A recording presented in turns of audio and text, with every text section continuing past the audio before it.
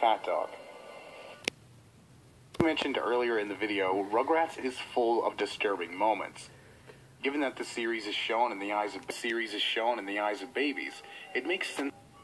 Having said that, there are some fucked up. That's why we're looking at a few choice scenes from the series, since Erica's imagination can muster up.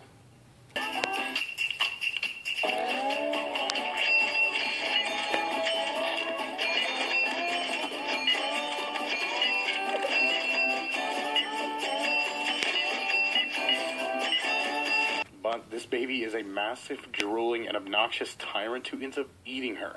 Is not a friend.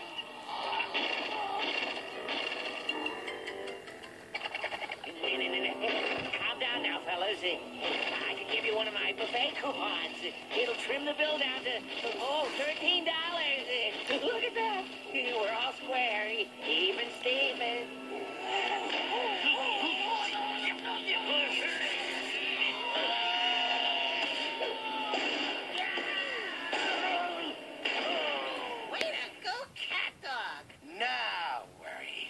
Next up, we have the mysterious Mr. Friend, where we, the audience. Not only is one of these hellish dolls bad enough, Really good time to wake up and help me, dog! Lastly, perhaps the most infamous disturbing moment episode in the dream time. In this episode, Chucky is having trouble distinguishing reality from his nightmares. While in one of his nightmares, a confused Chucky asks Tommy what's going on.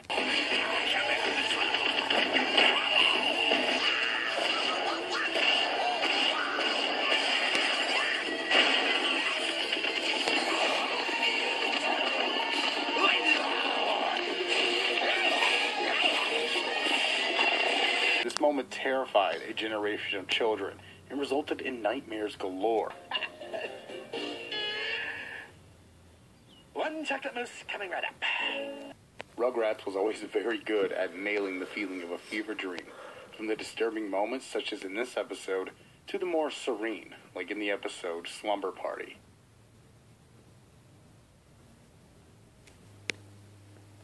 Wow, food. Bizarre, to say the least.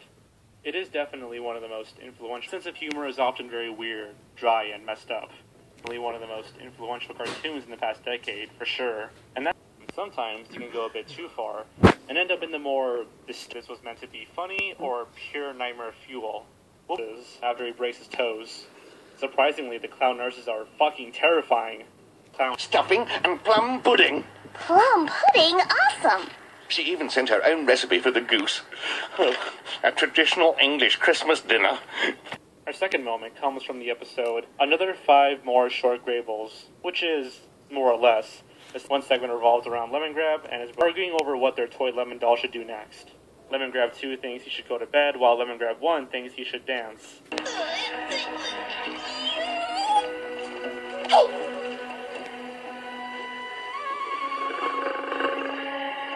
The birthday surprise for him. After finding the missing candy people in the sewer, however, Pepper found out that the true culprit was...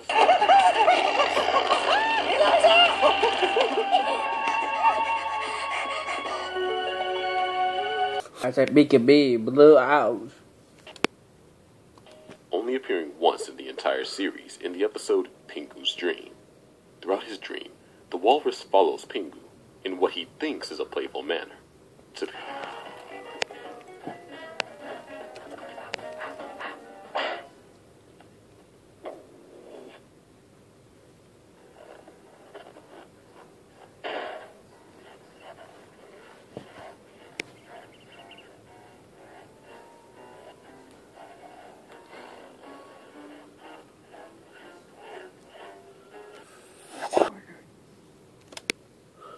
Despite being named Wrath of the Krampus, this is not a Christmas episode of Scooby-Doo Mystery Incorporated.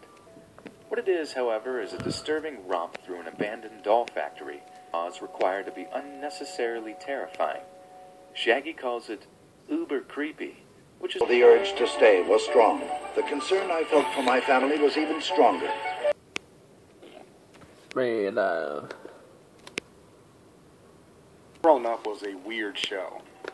Take the Rugrats, age them up 10 years, and then put them in... It's got Tommy try to make it with a girl. It's got nothing on the original Rugrats when it comes to weird and disturbing moments, just to get on that level. This moment comes to us from the two-part episode, Interview with a Campfire, in the form of a character called Bean Matson, who appears only in the special and introduces the kids to Camp Everwood, get on that level. This moment comes to us from Campfire, in the form of a character called Bean Matson. Bean is a character who appears only in the special and introduces the kids to Camp Everwood, Camp. Tommy finds it the perfect opportunity to create his horror movie, but things get too real when kids begin to go missing. To create his horror movie, but climax, it's revealed that Bean is no ordinary boy. Bean was most likely searching for the souls of other dead settlers, and the gang reviews the footage they took for the horror movie, when a scene shows up that none of them filmed.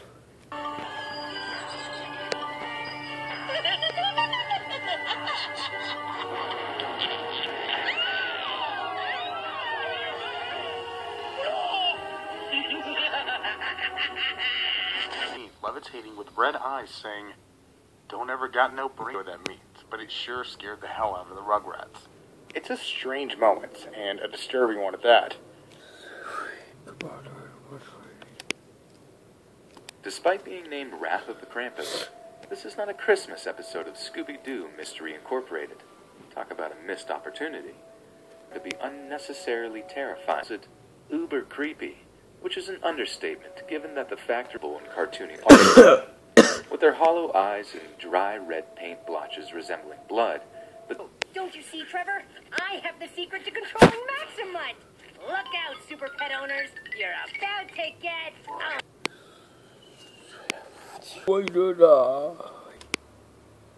It's not a Christmas episode of Scooby-Doo Mystery Incorporated. Talk about a missed opportunity. What did cartoon laws require to be unnecessary, which is an understatement given that the factory is full of ultra-realistic dolls clashing with the show's simple and cartoony art style. This is way easier than I thought it would. Oh. Hello. You have really nice eyes.